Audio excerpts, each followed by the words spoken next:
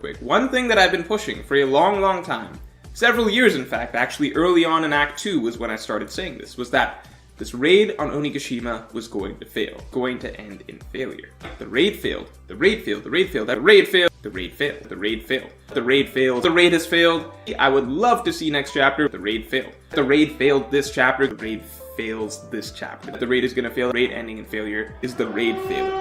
Hopefully. Is the raid failing? Absolutely set in stone. This whole raid, this whole assault on Onigashima, is going down in flames, okay? The whole building's crumbling down, it's all crashed, it's all burned. This is gonna be a domino effect, everybody's gonna start losing. The domino effect, the dominoes are just gonna go from start to finish, and they just casually get wiped off the board. I think that's hilarious. This defeat is the actual defeat for Luffy, overwhelmed, overpowered, and ultimately broken. My first poorly aged theories video was about trends I didn't like or thought was funny about the One Piece community. And a case for why I think weekly One Piece discourse is riddled with unproductivity. But it was all in good fun, and I can live and let live with theorists. However, this follow-up video is going to be the final boss of everything I brought up in the first video. A particularly fascinating and influential example of a theory skewing the community's expectations. So much so that I kind of find it reprehensible. This follow-up was originally going to involve other theories, including how Water 7 had a similar Strawhat candid discussion to Wano, but I made a fun tier list with a friend which basically has all my thoughts on that topic there. And the theory I want to talk about today blew the size of my script up to the point that it would be better served as a standalone video. So here we are. Now, I've been dancing around the man I put in the thumbnail for long enough. Mr. Morge deserves some respect. Honestly, he made some pretty great videos about One Piece, and even other anime and manga. I'd go so far as to say he's the best dedicated One Piece YouTuber. Or at least he was before he started saying the raid would fail. And predictably, he was wrong.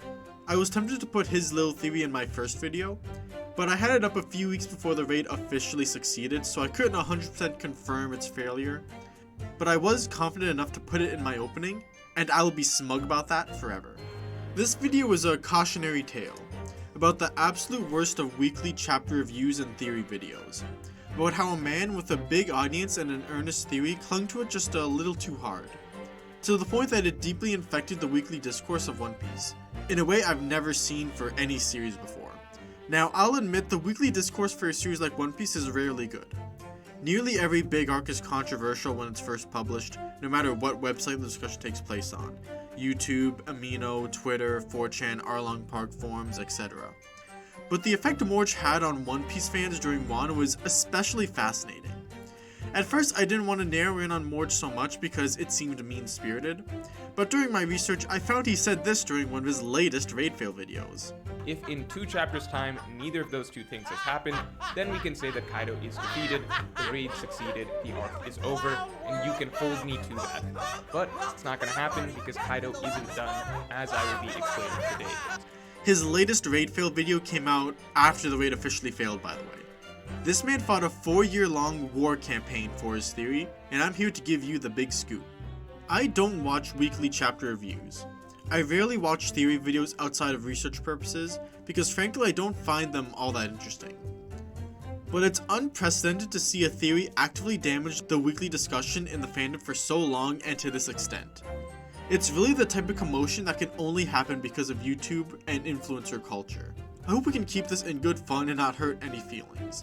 Let's be good sports. I'm very sorry if I upset anyone, including Morge. He's still a man I respect a lot, in spite of everything. And with that exhausting intro out of the way, let's get to it.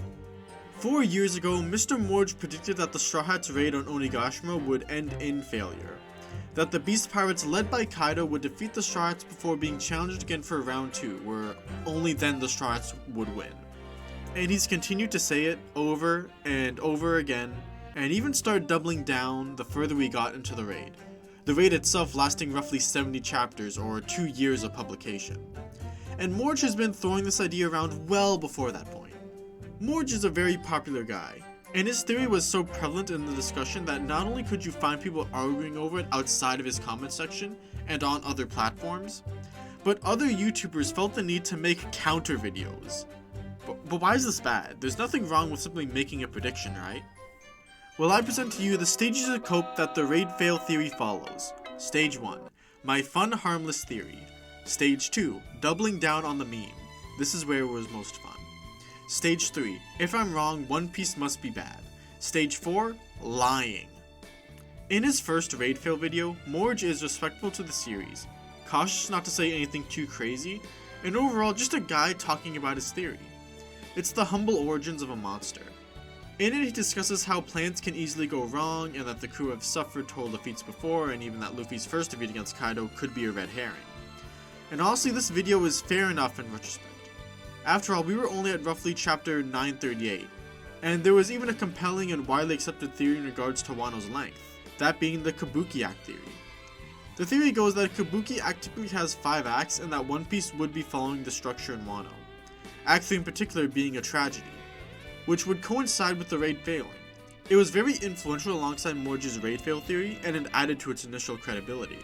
And as I said, Kabuki plays typically have 5 acts, or at least that's the first result you get off of Google. If you dig a little deeper, you'll find that Kabuki is a very wide art form with a very long history. And some plays can have as little as 3 acts or as much as 8. And sometimes number 3 being the tragedy isn't always the case because not every story has a tragic midpoint. The 5-act Kabuki theory was honestly compelling.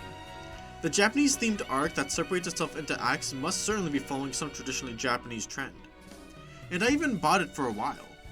But there was no real confirmation that it was mimicking a Kabuki play.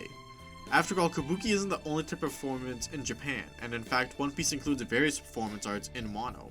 I don't want to harp on this particular point, but it's a good case of a genuinely compelling theory being wrong, and the story not necessarily being worse for it. Now, Morge's second raid fail video, why Wano will be 200 plus chapters, even included the Kabuki Act theory into it. And to be fair, Wano ended up becoming the longest story arc at roughly 150 chapters, narrowly edging out the Water 7 saga. But it's also this video that establishes our first running theme in his campaign, that being the claim that Wano has no low point. He goes deeper into this with his The Missing Ingredient in Wano. His third and fourth raid fail videos are far less interesting. He merely reiterates his points about how failure can create emotional stakes and because he feels the shots not enough emotional investment and blah blah blah. He constantly draws parallels to past arcs like Alabasta and Enies Lobby. And I think that's kind of interesting because he uses Alabasta as an example of the crew caring about a conflict vicariously through a friend.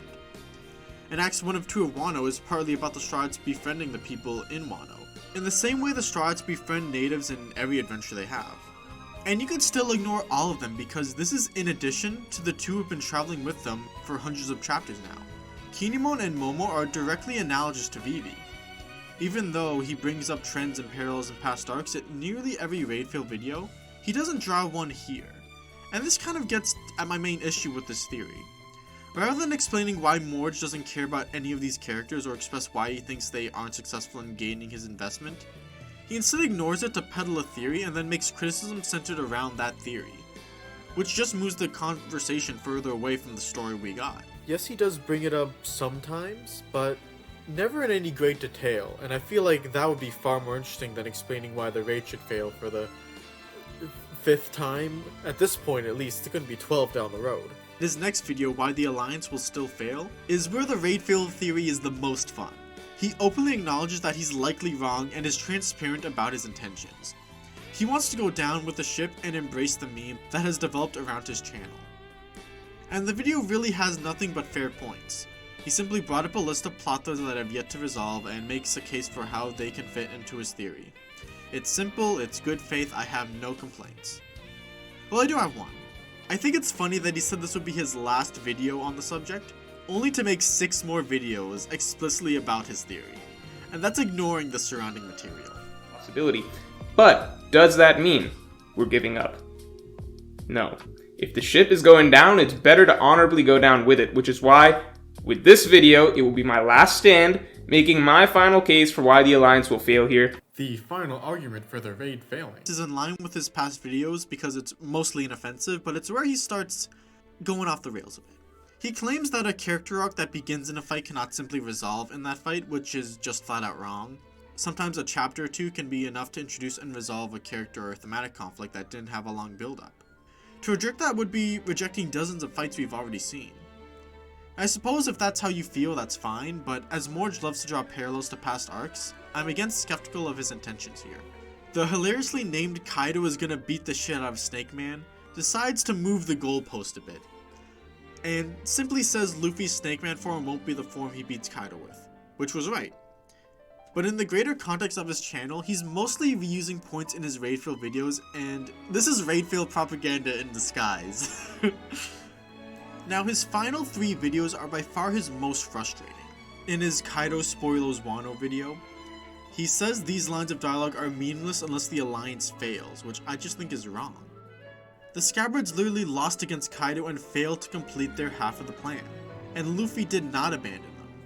The idea of betrayal and trust is further explored through characters like Apu, Hawkins, and Killer, alongside the other captains who fell into Kaido's can't beat him joiner mentality.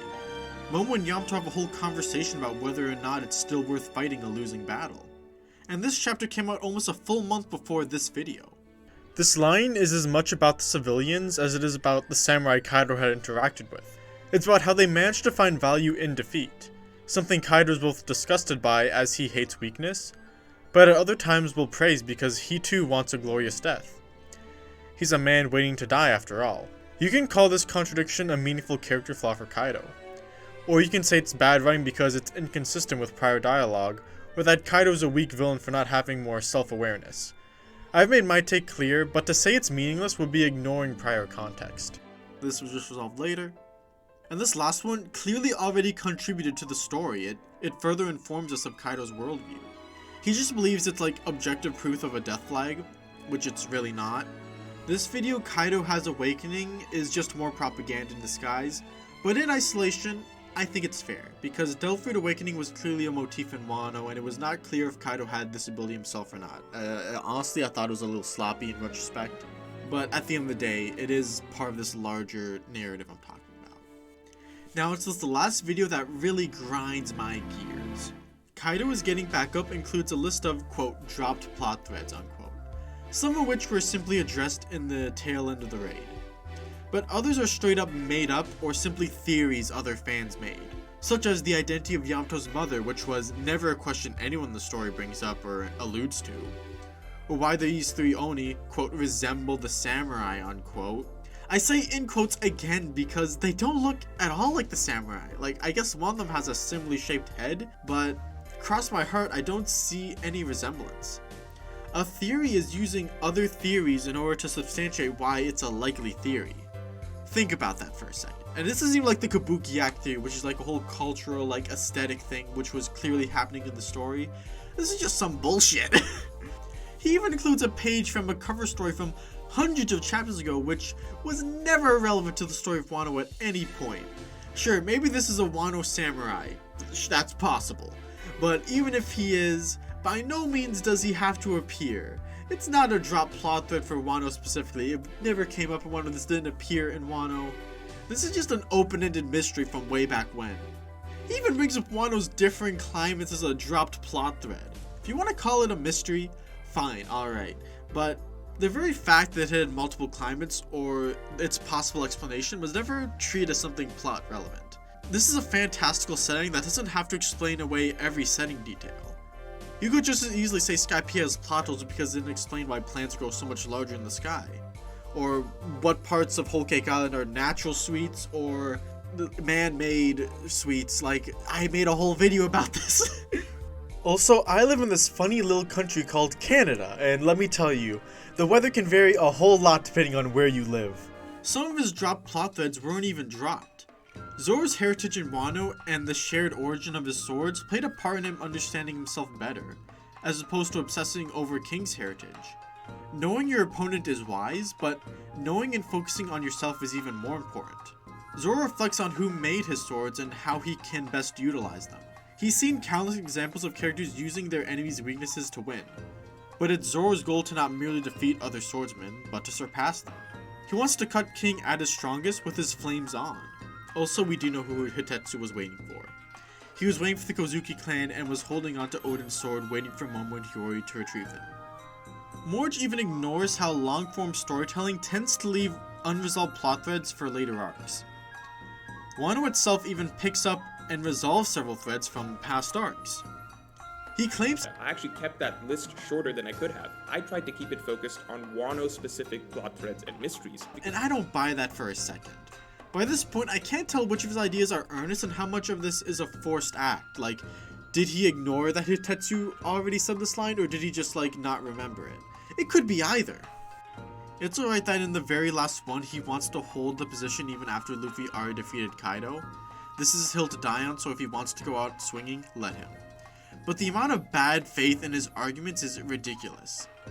He borderline lies to his viewers with this specific comparison. It is usually an epic, visually captivating spread that carries an indisputable sense of climax. Compare King Kong Gun against Doflamingo to what just happened with Kaido. This is the exact same scenario. Exact same type of finisher, big punch sending villain to the ground, literally exactly the same, but one of these attacks is drawn with far, far greater finality and force than the other. I'd say the most obvious reason Oda would depict Kaido's defeat in a less visually spectacular and honestly quieter manner like this is because in Dressrosa the punch really was the finisher, whereas in Wano this punch is a red herring and therefore deliberately drawn to be less visually impactful.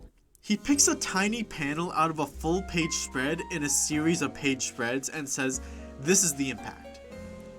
You can pull this kind of lie with anything in the series, as long as there's a small enough panel in proximity to the scene you're talking about. Here's a tiny panel in that climax of the Doflamingo fight. It's not indicative of the scene as a whole, because it's a fraction of a page, in a moment that spans several pages. At the very least, this is a lie by omission, and it's disappointing to see Mord use a tactic like this. Regardless of how good you think the moment is, there's a difference between not liking a scene and then lying about what that scene itself is. I want to believe Mord is smarter than to actually believe his points here.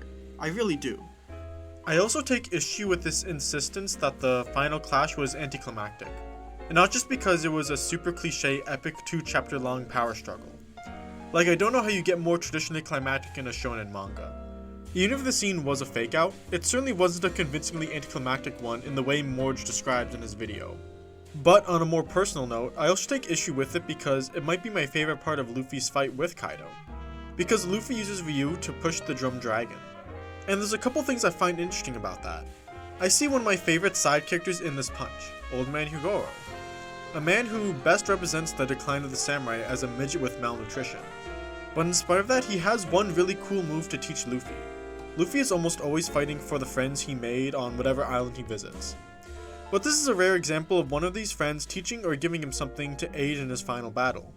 And unlike, say, the water in Alabasta, this is a technique that will aid him further into the future. And the second reason is because Kaido says Haki is a better measure of a man than his devil fruit. Despite Luffy awakening this big, epic god special boy fruit, it was ultimately his inner strength, his willpower, and his experiences in Wano that stopped Kaido from melting his fist. At times, Morge will even contradict ideas he put forth in surrounding videos. In one video, he'll say Kaido having a big, epic, glorified death wouldn't be fitting because that's exactly what Kaido wants. No one is going to kill him because that's not what the antagonists in this series deserve. They don't deserve to get what they want, they're supposed to see their dreams shattered. So Kaido, right, the guy who enslaves countries, he kills crews, he tortures innocent people, he uses chemical weapons. Oda's never going to give this guy the grand death that he craves that would allow him to join the ranks of Roger, of Whitebeard, and Odin. But when Kaido is ironically defeated where none of the Wano people can see him, it's suddenly a weird anomaly that could only be a red herring for how strange it is. He made a nice video about how and why Luffy should overcome Kaido from a narrative perspective. But it does not include Luffy needing to fail. So as I watched it, it sounded like the raid fail theory didn't even exist. I can't see into this man's heart. I don't know how much of this campaign is forced reviews and how much of it is his genuine thoughts. I can only take him at his word. If I was a dedicated subscriber who was there for weekly chapter discussions, I would probably lose trust in Morge. Is his recent string of videos about Kid just provocative clickbait that forces comparisons that don't exist? Or is it based on his earnest thoughts as an avid fan of the story? I don't know, and I don't want to find out. The reason why I don't push theories on my channel, why I tell people that having strong opinions while power scaling top tiers who've barely interacted is a waste of time, why I loathe people who call Skypiea filler only to suddenly like it because of the epic foreshadowing, why I haven't made a video about my conflicted feelings about Nika, Why I laugh at people who say Naruto's main theme is hard work versus natural talent is because one of the worst ways to experience a story is through a presupposed lens. To go in adamantly looking for something specific and not looking at the story for what it's trying to do. Not only can you ruin your own experience that way, but it can take you out of a proper discussion with other fans. It's missing the forest for the unicorn. I know it's tempting, especially with an ongoing manga like One Piece that you read week to week. But I urge you not to ask how a story should end. Wait to see its conclusion and then ask yourself why did it end up the way that it did. I'm not going to whine that Marineford had more major character deaths than Wano. I'm going to ask why did Marineford kill Ace and Whitebeard, why did it end with Luffy's loss? And why didn't Wano say kill Kinemon and Law and end with Luffy being defeated by Kaido? Well, my conclusion is this. Marineford has major character deaths, because it is a tragedy where Luffy sees how helplessly small he is compared to the rest of the world.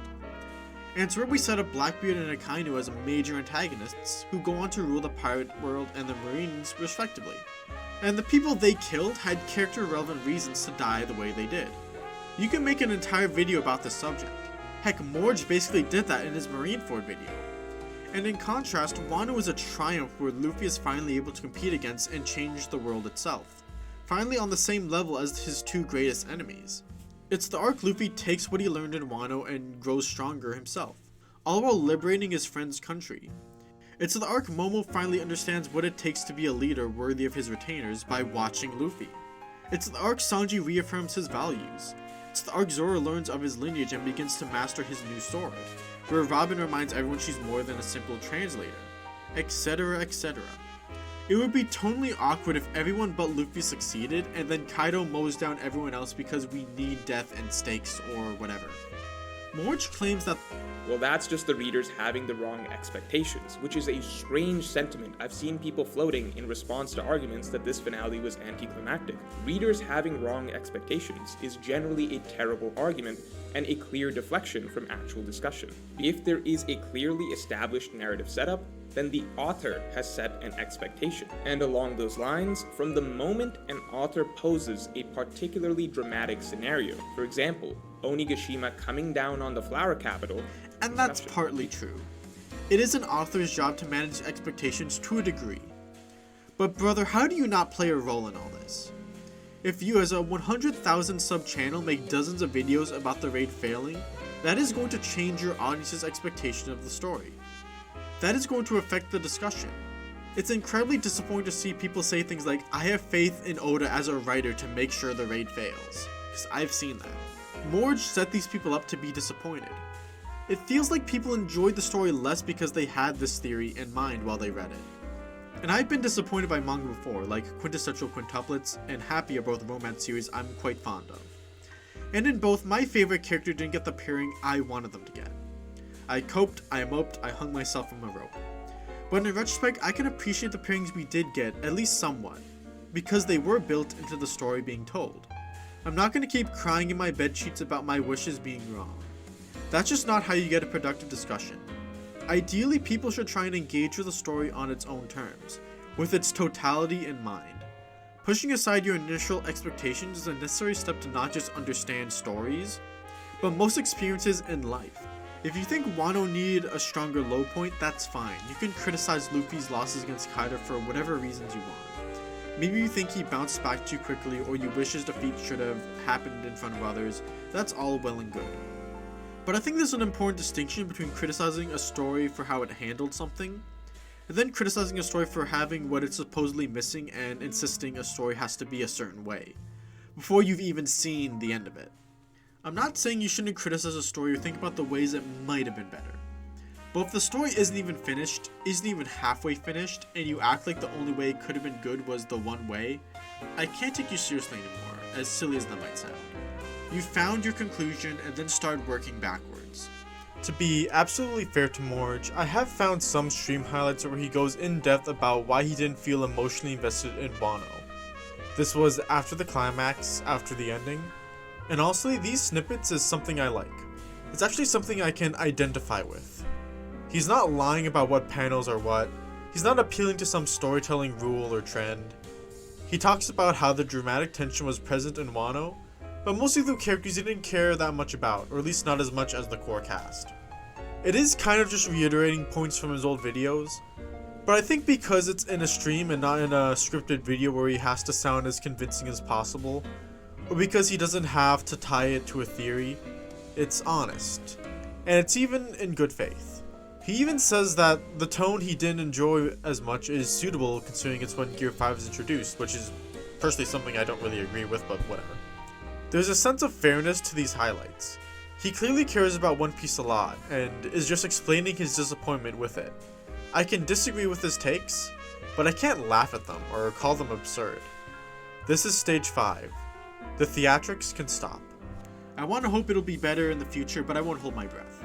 The content machine will keep churning, theory culture will keep running, and you can't fight the ocean. I don't even want to hate on that kind of content too much. After all, it's only natural for a story like One Piece to have theory culture. I can even respect the hustle that creators like Morge go through. All I can do is try to curate my own experience with the fanbase, and I encourage everyone else to do the same. Thank you all for watching. I'll see you on the next one. Like and subscribe if you like this video, I guess. Frankly, the only Wano theory as embarrassing as the raid failing was probably Zoro kills Kaido. Am I right, fellas? Am I right, fellas?